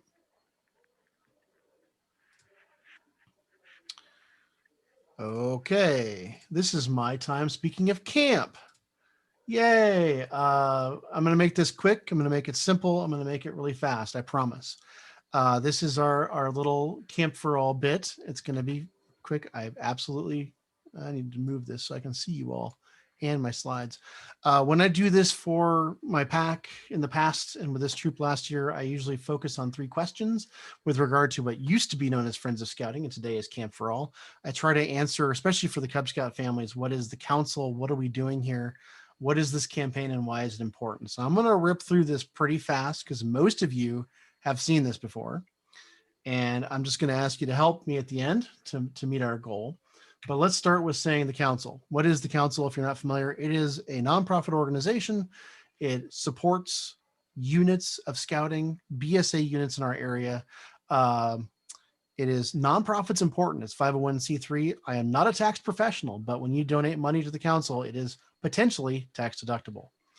I am not a tax professional. Consult your tax professional. There is some history behind our council. It started way back in 1916, a couple name changes and a merger. This is a map that's a little bit dated. I couldn't find a new one, but it gives you an idea of how big and amazing our council is. More importantly, our council has properties that we have taken advantage of for the past many, many years. Amy can speak to this in spades. Most of the camps I see on here, Amy has leveraged with great grace to get her program running and rocking and rolling for those girls. I can barely find a property on here that's still owned by the council that Amy and her girls haven't been to in the past 2 years or so. And we have, even the boys side uses this quite a bit. You think about one of the last, about a year and a half ago, we had a court of honor at Camp Ireland. You know, Aubrey Lodge was going to happen right after lockdown. I was so excited to go, and we're going to go again someday, I hope. Camp Merriweather, Camp Clark, Camp Baldwin. We've had a couple of groups go to Camp Cooper for cohort camping. I know a couple of our groups went to Royce Fennell. It is all about supporting our units, and our units are supported by the council, not just the people, the humans who support us, but also the properties. And if you've been out to Clark, you've seen this. There are some amazing views and places that we've been. It's not terrible. It's a lot of good fun. I got a picture of our boys at Merriweather. This was a year and a half ago. And this is one of my favorite pictures that I got to take. And it kind of sums up just the fun that these boys have at camp. And this is on the way back. I don't understand why cheese was such a big deal for these two, but it really is. And then, of course, our young ladies were at Baldwin for the first year. And this is what, for me, really reminds me of why I want to support our council, because we had the opportunity to have our camps giving, if you will, our turkey camp out at Merriweather. And it was a very effective and affordable way to feed 50 people and have an amazing weekend adventure. If you were out there, it was a lot of fun. If you weren't out there, I really, really hope that we can do it again this year. What better way to cook 3 turkeys, right? It was awesome. So that's what our council is all about, supporting our units and all the units that exist here in our area. What is this thing? What is Camp for All? Well, as the name implies, it's all about camp. It's about creating the opportunities for our youth to go to camp. It's about improving the camps themselves. If you're not aware, almost all of our camps now have flushing latrines at every campsite. I think Pioneer is one of the last ones, the major camps at least, to not have a flushing latrine system. Last I heard, there's new shower houses, and it's going to be much more welcoming for our young ladies and comfortable for us old folks to go to camp for a week. It's all about creating fun programs and encouraging scouts to go and have these lifelong memories created. So that's what this is. It's very simply about camp. Anything donated to this is earmarked. Therefore, it has absolutely no way of being absconded by any bankruptcy, anything. They can't spend it on donuts. It is directly for summer camps. So why is it important, and why am I asking you to help today? Well, every single unit is asked to make a goal and negotiate with their district executive. And if we meet our goal, we get some perks. Our perks this year are a little bit different than last year's. We get a 5% gift card, in theory, is what I've been told. And that is 5% of the entire donation that we make as a group. They're just going to give that back to us, and we usually spend that on advancement. In years past, that's been rank advancements, cards, and merit badges. And asking Mr. Crossman to do a little analysis for us. If we meet our goal, we're pretty close to being right on target for about the same thing. So you can think of it as basically the same thing. We're getting our rank advancements and merit badges for free if we meet our goal. And then we also get use of camp properties. And this is off season and outside of this whole cohort thing. Cohort stuff is different. So what you're asking, gosh, Mike, you've been talking about this goal. What is our goal this year? I'm going to make it simple. Our combined units together have one goal of $4,000 total. Boys have 3,000, girls have 1,000. Let's just think about 4,000. Well, where are we at?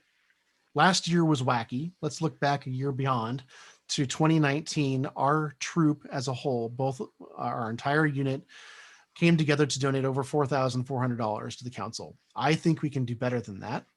I hope that you believe so too, and I want you to join me. And what I'm going to do is I'm going to stop sharing real quick, and I'm going to show you. This is my trick every year. I made my donation yesterday. Here's my receipt. It's $500. You choose whatever it is that you think is right for you. If you're comfortable sharing that or not, whatever, it's all good. And the trick is you need to determine your total donation how often. I like to do it once and be done. We have some folks who do it monthly. We have some folks that do a reoccurring annual. I like to reevaluate every year how much I love the council and increase it every year. That's just who I am. And then you go to the site. But you say, but Mike, what site is that? Well, it's really kind of a cool thing. I gotta move my screens around a little bit. Daryl's right. I get lost because I have too many screens. Last year, we were one of the first units to use this thing called Mobile Cause. In the chat are 2 links. The top one is to the boys unit. The bottom one is to the girls unit. And what you do is you go over there. I'm going to show you what this looks like. Can everybody see that? Ellen, Daryl, give me a thumbs up. Yeah. Okay. So this is the boys side. You can see that we've already raised some funds. It's a little bit confusing. The math doesn't quite work, but we're doing pretty well on the boys side. We could use some help. Mrs. Bloom has basically knocked us out of the park on the girls side, which is fantastic. I assume, Amy, you just renewed your yearly thing or your monthly donation. Thank you. This is it. This is how you do it. You go through here, click the make donation button, and it's going to take you to I'm looking to my right because that's where my screen is, guys. What's your frequency? One time, monthly, quarterly, annually, whatever it is. Select your payment for each of those, not total, but each. I go to other, I should have done this live and in person, right? And I made that donation. Fill out your information. When you get down to district, make sure you select number 2 Pacific Trail. Our district name changed about a year ago, not quite. And of course, we are Troop 0162. If you want to throw it over on the girl side, I totally understand. Please feel free to do that. Enter your payment number. This little check mark will basically cover the processing fees or not. Your choice. I decided to cover the processing fees. If you don't want to support that, just know that your donation's a little bit less. And if you want to get a little extra email, go ahead. Oh, that's to make yourself anonymous, the checkbox, not email. So that is it. That is as simple as it gets. What I want to do is I want to go back. Oh, no, I don't want to go back. I want to go back over here and we can watch this go. We'll come back to it. I hope that you guys will join me in supporting our council. I'm going to come back to this later on in the meeting. I know it's getting late already, but I will also send out an email follow-up. And really quickly, this does work via phone. And there are lots of companies locally, mine included, that does matching. I have not done matching yet. I'm going to follow up with that on my unit. So Intel, Nike does for some things. It's a little complicated. If you see your name of your company here that you work for, or you can go to that website down there. I'll have these slides out in an email later on this evening or tomorrow for everyone. Search and see if your company supports us. And my message is thank you for supporting our council.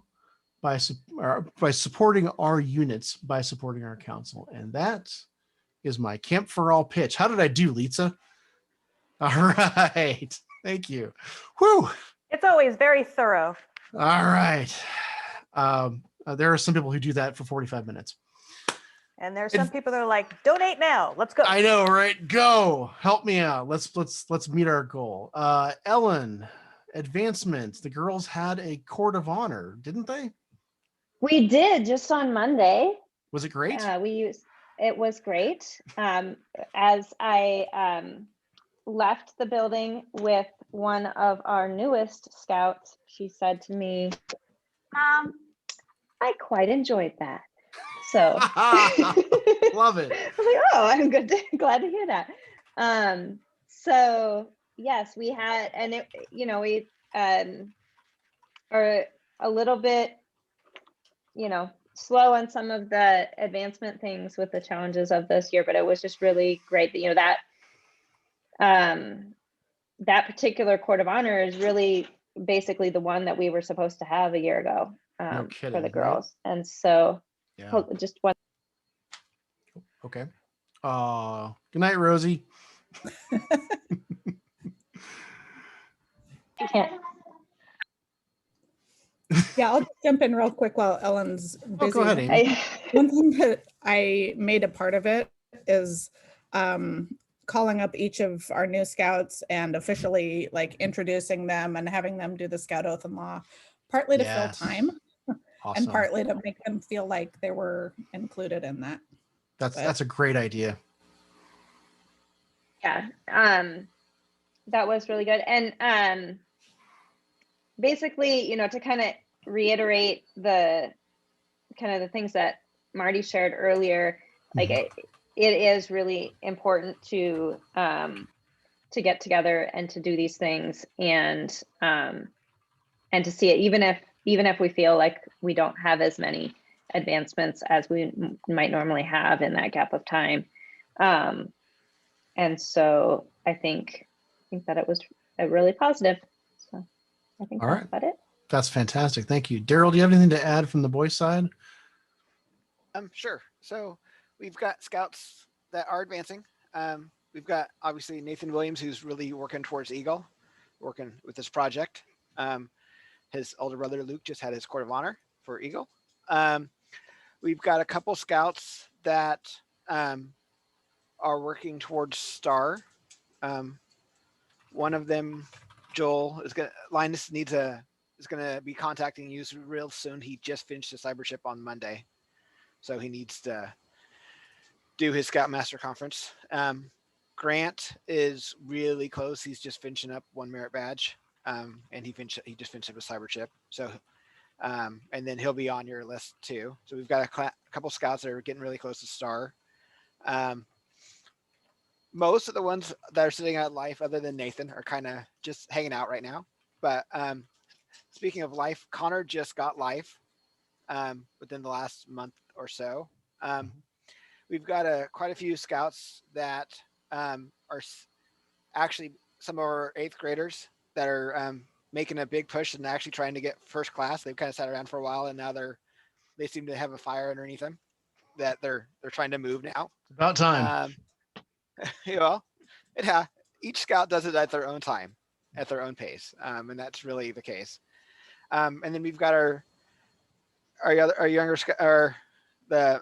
the middle scouts that are all still working the trail to first class. Are still working on them, and because they're all in patrols, they're all kind of they're always at different paces, but each patrol is kind of doing that separately, and then we'll have our new scouts move it in soon. So currently there are 18 things that are ready to go right now. Is what I saw because I just looked at it. We've got between merit badges and ranks, basically. Yeah, merit badges and ranks. Andrew Tinker got another palm. So it's mostly merit badge. We've got quite a few merit badges. And then we've got 3 tenderfoots that are have been earned but not awarded yet, and a scout rank. So Daryl, what I'm going to ask of you is, because I hear a lot of the good thought process behind why we should consider having a Court of Honor. If you would please work with Joel to formulate a plan for essentially presenting to the PLC, here are some options, whether it's next month, the month after, different formats. Please work with Joel in terms of this being a program element, and I support what you guys come up with. Okay. Joel, you good with that? Yeah. All right, rock and roll. Anything else, Daryl? Merit Badge Madness is going on right now, or I sign up today or tomorrow might be the last day for signups. I forget.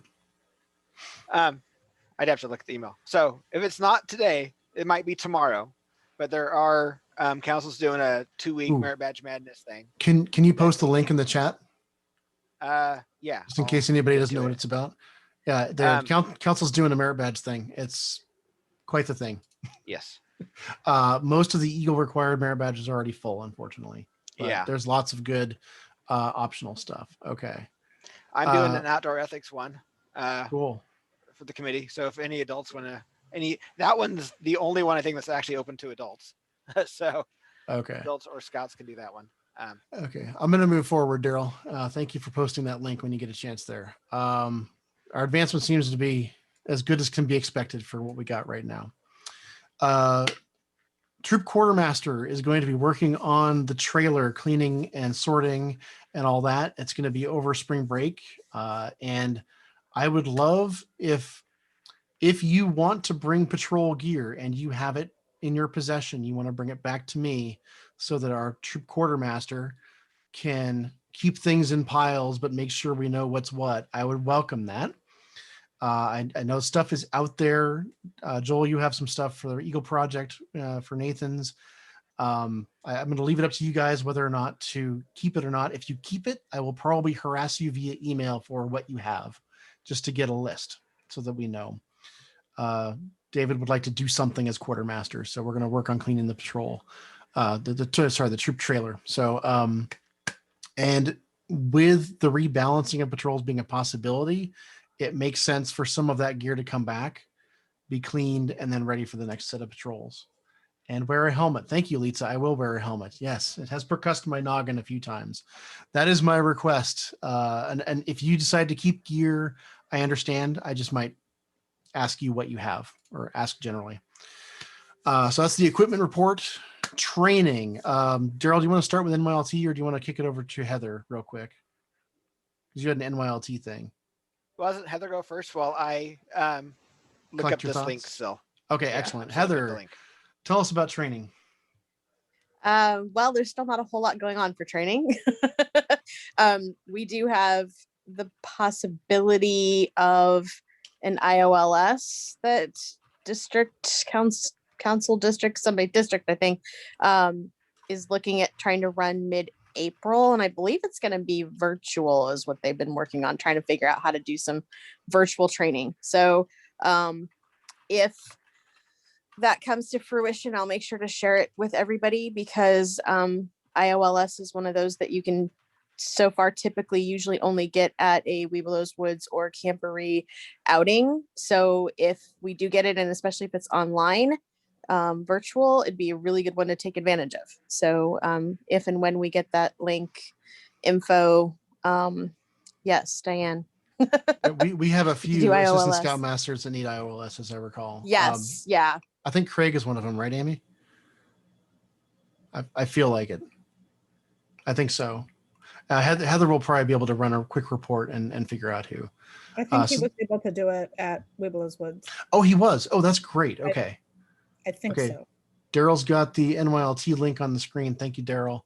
Heather, anything else beyond the possibility of a virtual IOLS, or are we? No, I mean, that's pretty much it. I know that I know Jack is trying to figure out how to do more trainings virtually, and there just hasn't been, a lot of those ones, like especially IOLS, it's kind of interesting that we can even get it online, because things have to be adapted, because those are, there's some of them that just absolutely have to be in person. So, otherwise, if you're looking for training, there are tons of things that are online. There's lots of online training you can do. Go take a, hazardous weather, which if you are a scoutmaster, assistant scoutmaster, I think you have to have it anyway. So go take something like that if you're bored and you want training. Otherwise, yeah, I'm hoping that either one of two things will happen. We'll either have some more rollouts for virtual, or we'll be able to start meeting back in person again, and can have some in-person. The only in-person training I know of that's going on is Wood Badge, which will be in September. So if you're interested in Wood Badge, it is happening. It's in September at Butte Creek. Other than that, I don't know of any other in person, but hopefully we'll get there soon. All right. Thank you, Heather. Daryl, is that the? Okay, I'll go back to training. Go Okay, ahead. So speaking of Wood Batch, come join me and Heather, because we're both staffing. So if anyone doesn't know what Wood Batch is, email me or give me a call. But basically, it's the top level adult training that we do at council level. For NYLT, we've got 4 scouts that are signed up. The requirements are they have to be first class.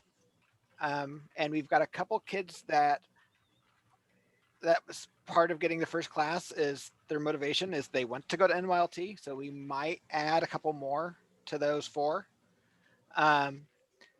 That's Logan's talking about it. Damien's talking about it. There might be a couple more. So we might get more than just the 4. the 4 that are going 2 weeks before summer camp. They're all going the same year collectively. There are 3 sessions. The middle one is during summer camp. So there's one before and there's one after that would work for the boys at least. And the girls, I think, would probably be able to hit the middle and the end. I think the first one might coincide with your week at summer camp, if I remember right. That link that Daryl just posted has all the 3 sessions. Right, Daryl? Yes. Yep. It's got the info.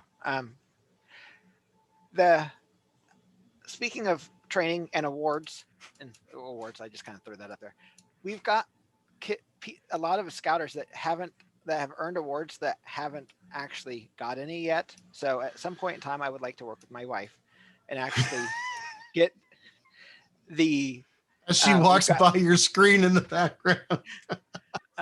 We've got lots of scouters that have earned at least the committee pins and and so if you've been with the troop for it's 2 years, 2 years right, at least. Scouters training. 2 years. 2 years registered, have done trainings. Send me a note. Let's actually get some of these things awarded for adults too. Recognize. Daryl, do I have the honor of giving those out, or does that fall to you or Heather? How does that work? No, I just want to get moving on it because I know. Okay, let's do it. Let's do it. We need some pins on people. I think Heather and you maybe, and I'm just in the middle because I want to get some stuff moving. Okay, sounds good. So, okay, I'm done now. All right, we're moving. We're a little long. I apologize, but we haven't talked for a while, so I appreciate you sticking with us. Mr. Goey, you're still here. How are you, sir? So good. Thanks, Mike. So service projects. I want to put out a request, and I'd like your blessing or not. I would like to talk a lot about service projects next month. And what I would like is to have everyone in this call walk away from this meeting, if you will, and go brainstorm ideas for service projects. And I want you to come back next month with ideas that works for cohorts, especially early in the year, and the entire troop later in the year. Are you okay with that, Mr. Goey? Or do you have things you want to throw out? No, my update was going to be, I spoke with Oregon Food Bank, and there's a lady there, Louise, who's group coordinator. You might know her. Right. And what she said was that still they're not doing any group volunteering. There is outside, they call it other, it's a food pantry, but which I thought maybe that would be a good opportunity. The problem is it requires the children to be 16 years or older to volunteer. That's going to be tough. 5 max. Okay. Yeah. I asked her when she thought things would loosen up, and she said, no idea, maybe by the summer. And she didn't even sound definite on that. So okay. If we're going to be doing service projects, the only way we're going to be able to do it is outside of the kind of the standard Oregon food. And in small groups probably, or as families, right? So that's why I was hoping we could solicit ideas and just kind of start a list and see what hits. Because I can speak. Working on Nathan's Eagle project made me think that there might be other things outside of the box that I think of and that you think of on a regular basis that we should start to maybe just at least consider. So is it okay to ask the group to brainstorm and come back next month? Yeah, that'd be great. All right, that is my request. And by proxy, Mr. Goey, I'm going to drag him along with me. Please come next month and we will talk more about service projects. Christy and Marty, Space Derby. Okay, yeah. I think I already emailed somebody about that. Oh, they need a track set up lash together. That's interesting. Joel, that is up your alley, dude. Pack 353 needs knots and lashings, people. Go get them, buddy. Yeah, so I guess kind of the idea was that, like, if, someone wants service hours, we thought that could help. And if they can lash together some stuff for us to go ahead and run the Space Derby on, or help, coordinate like the ships or whatever, that might work as a project. But it is in the end of April. So wanted to bring it up sooner rather than later. Is that a virtual type event where you'll have one thing that's going to be broadcast, or is it in person? So it's going to be in person. It's going to be in the church parking lot, with the idea that each den comes up as a group in kind of their cohorts to go ahead and launch and raise. But that way everybody is still there and can see it, partake. So that's the idea, is that cohorts are going to go ahead and rotate through to go ahead and have the Derby run.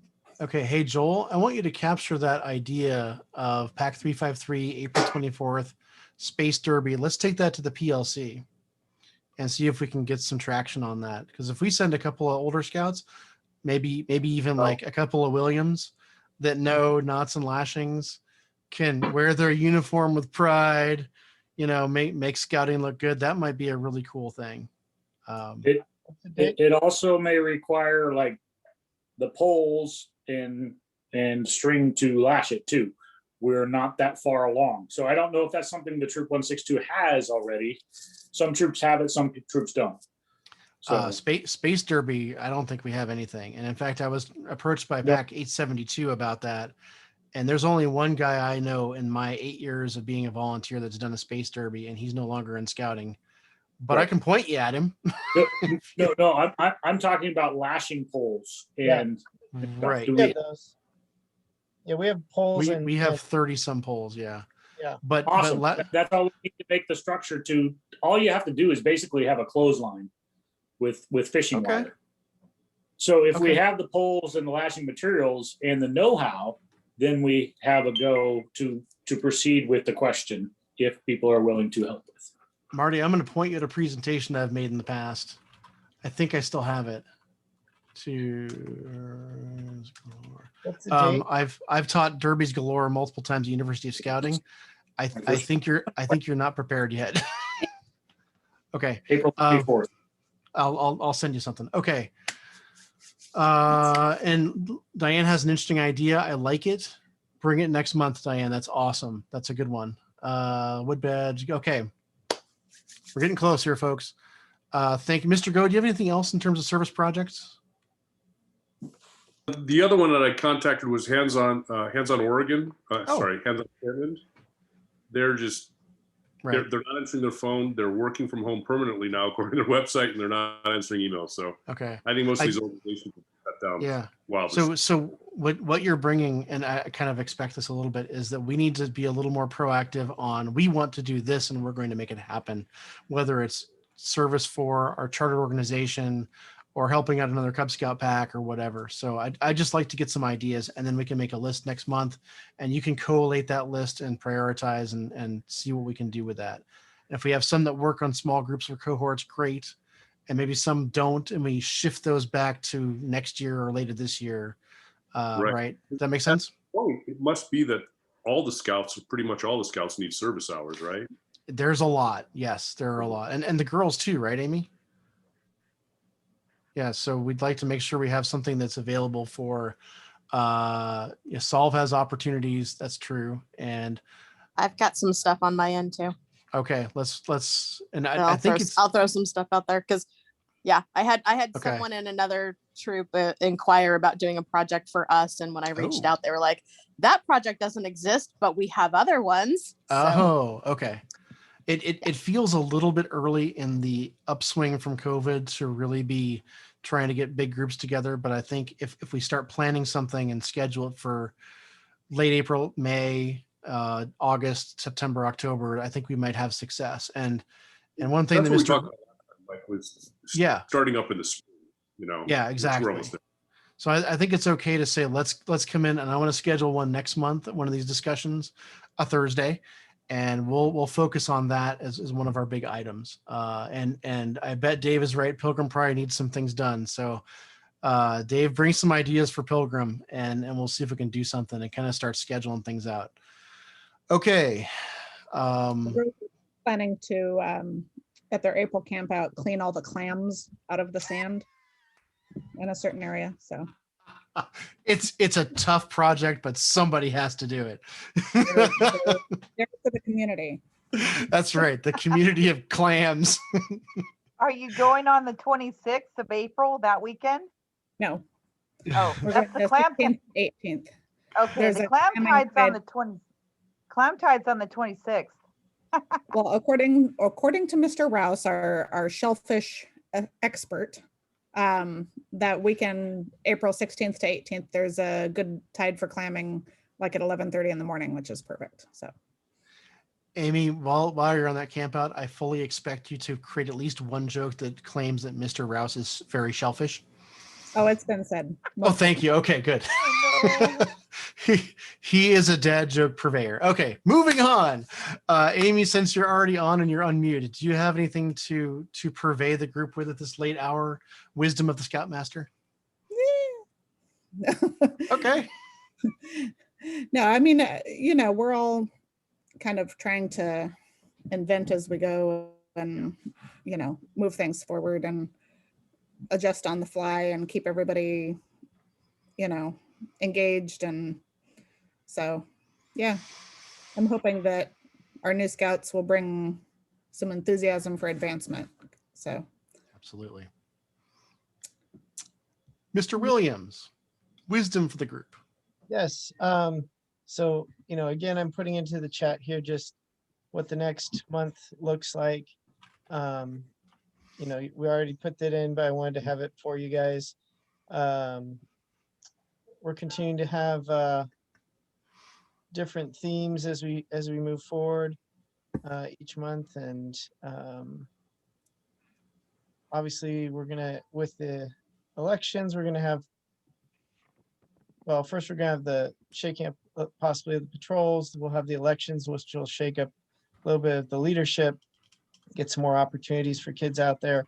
And then annual planning, I asked Mike to start the process of getting us different ideas so that as the youth go into annual planning, they'll have a bit more of some, well, I guess the best way Mike called it was a menu to choose from, so that, and we're gonna be polling the kids in terms of what activities they want to do, so that as they go in, the patrol leaders have a good idea of what the kids want to do, and then we're gonna help them just make that plan a reality, and hopefully we can get the year planned out.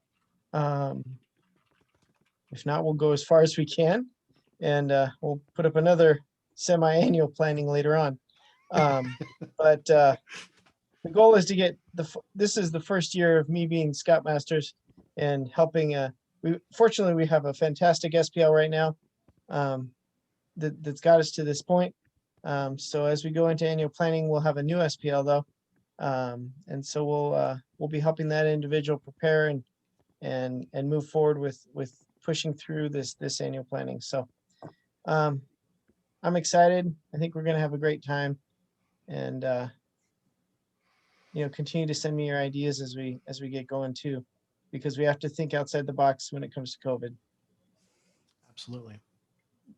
Thank you, Mr. Williams. I have to apologize. Marty, I completely forgot to throw it to you for a report, and everybody else has already had you introduced to them as our new outdoor coordinator. Do you have you're still on mute, by the way. Do you have anything to say to the group as a first message officially? No, I'd be happy to fulfill that role. If it's something that needs to be done, I will happily jump in there. And if it needs to be done when the boys decide where they want to go, I'll be happy to help make those reservations. It's very, very much up my alley of things that I like to do. So yeah, it's a role that I think I could very much help the troop out with. I appreciate it, Marty, and I will come and pick up those adult apps sometime soon. I promise. Final call for comments. Anybody else have any words of wisdom before we call off this 2-hour meeting palooza? Next time it won't be this long. Go ahead, Marty. Just have one, and it has to do with our charter organization there at Pilgrim Lutheran. I don't know if anybody goes there, if they know if they're holding Easter services, but it would be good. I'm sure that their grounds are in neglect. And if we could just get out there with some rakes and maybe brooms, clean off the moss, rake up the bark dust, and just make it look a little prettier for Easter. I don't know if that's a thing or not. I really don't know. I don't go there, but that's a really good idea. That might be something that we could do, and it may not have to be super organized. Just be like families of scouts. Yeah. If you can go down there and make it look pretty, not make it super duper organized. but to hit it Um, and make it look pretty. Yeah, Mr. Hardman, do you have any beat on that, if that's possible? Well, it's funny. The church I go to is the sister church to Pilgrim, and we're doing that this Saturday. So I can certainly reach out to Bob there and ask him if that's something we could do. Are people going to be around the next couple of weeks? It'd be probably this Saturday, Yeah. Saturday. This weekend kicks off spring break for Oregon, but our family is available Saturday, Sunday. We're not doing anything until Monday, but we would be happy to do something on Saturday, Sunday. Yeah, this Saturday may be a little bit quick, but the trouble is we got to do by patrol. Well, and I will say really quickly, the narwhals are camping the following weekend, Right. but it's still a couple, at least one weekend between then and Easter. But yeah, I can see how that would be a quick turnaround. Lisa's got a good point. If this can be done as families, I agree. We should probably reach out to Pilgrim first and ask the question: Is that something that they would be amenable to? And if so, how we go about doing that safely? Yeah. Would you be willing to reach out, Dave? Yeah, I can do that. I can do Thank that you. tomorrow to send Bob a note. Thank you. saying that a small number of people could maybe come by and help beautify the place. Right. They for And- sure are going to be having services on Easter. Right. And who knows what they've already got in the works to get things Right. for that. If you and- could, and- after you talk with Bob, is it? Yeah. Let me know what he says and ask him, what would be good days and times that we could do that. Because I think on weekends they might, like Easter weekend, they might have Saturday and Sunday events. I don't know. We Yeah. wanna- Well, they probably want to get it Before done, then. Right. What the vision I'm coming up with really quickly here is a sign up page on the wiki. You can sign up by family and kind of to follow up with Mr. Goey, days and hours that and exactly what might want to be, whether it's raking or pulling weeds or whatever, right? Yeah. If that falls together, great. If not, we tried. What do we And do? I'll put up a wiki for that after you get that information. Fantastic. All right, that's a good one. Thank you, Marty. Good idea. I was just gonna have one comment that once we start doing camping as patrols, Mhm. just to remember that I'm gonna need a roster from each patrol after they go on a camp out and any receipts for food or camping cost, those kinds of things. So we haven't done it for a while, but now they're starting to come and I'm realizing I just need to reiterate that because I'm not getting the receipts in. So I owe you a process on the wiki for that too. So I'm sorry I haven't done that yet, but it's been on my mind. And you summarized it well. How much food did you buy? How much did the campsite cost? Anything else? Get it to Christy with a roster of who was there. That's the summary. Thank you, Christy, for reminding me. Anybody else for the good of the order? Harden, your button lighted up. Did you have something? My button didn't light up. Okay. I've been on mute. No. Sounds good to me. All right. Thank you, everybody. I appreciate your time.